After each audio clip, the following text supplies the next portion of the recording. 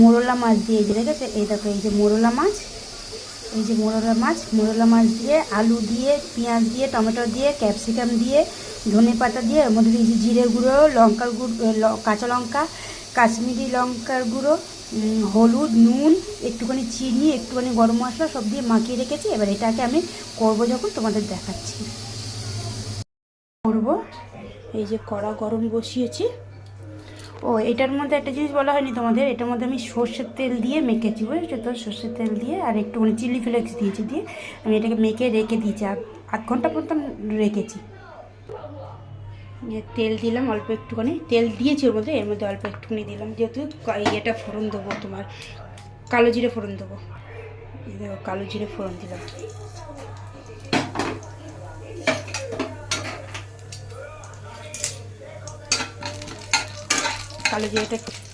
কালো জিরাটা পুরো হয়ে গেছে। এবার এটা আমি দিয়ে দেবো।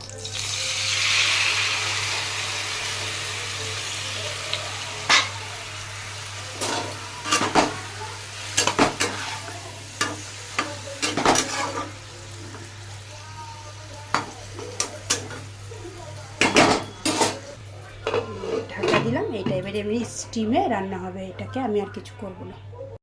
হয়ে গেছে।